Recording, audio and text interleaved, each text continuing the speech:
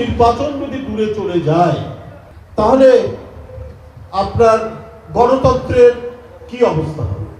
গণতন্ত্র মানে যেমন আরো অনেক বিষয় আছে, ন্যায় বিচার, সুশাসন, আইনের শাসন, সংবাদপত্রের স্বাধীনতা, আবার অবাধ সুষ্ঠু নির্বাচন যেটা বারবার বাধাগ্রস্ত করেছে, ধ্বংস করেছে শেখ হাসিনা, সেটা তো কিছু হলো না।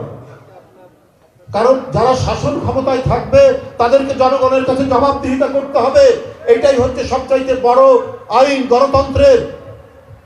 কিন্তু সেটা যদি প্রলম্বিত হয়, দীর্ঘায়িত হয়, তাহলে কি পরিস্থিতি তৈরি হয়? তাহলে সেই পরিস্থিতি তো ভয়ঙ্কর পরিস্থিতি। আপনার গতকাল বিএনপির কয়েকটি অঙ্গ সংগঠনের একটি সভা ছিল, সেখানে বৈষম্য বিরোধী, এখন এনসিপি তারা রাজনৈতিক দল করেছে, তাদের এক নেতা নির্বিঘ্নে বলে গেলেন যে ফেব্রুয়ারিতে নির্বাচন হবে না, রোজার আগে নির্বাচন হবে। তো ভাই, কখন নির্বাচন হবে?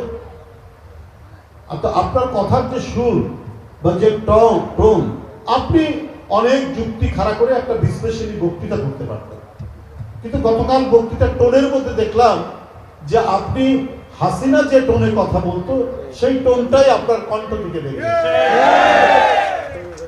আমরা আরেকটি কর্তৃত্ববাদী শাসনের সুর,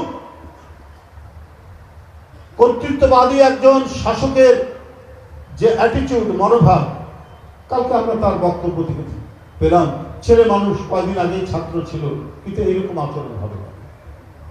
এটা তো হওয়া উচিত না। বক্তব্য থাকবে, আলাপ আলোচনা থাকবে, বিতর্ক থাকবে।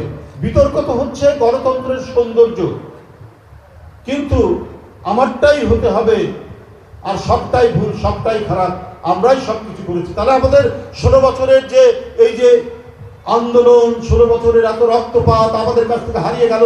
ইলিয়াস আলী, চৌধুরী আলম, সাইফুল ইসলাম হিরু, হুমায়ুন কবির পারভেজ, জনি ছাত্র নেতা জাকির, এই যে এক এক করে অসংখ্য ঢাকা, চট্টগ্রাম, বরিশাল, রাজশাহী, খুলনা, কত যে ছাত্র দলের ছেলে, কত যে যুব দলের ছেলে, কত যে বিএনপির নেতা, তারা গুম হয়ে গেলেন, তারা অদৃশ্য হয়ে গেলেন। কারো লাশ পাওয়া গেল শীতলক্ষার ধারে, কারো লাশ পাওয়া গেছে কর্ণফুলীর ধারে, কারো লাশ পাওয়া গেছে মেঘনা নদীর পারে। তাহলে এদের কোনো অবদান নেই?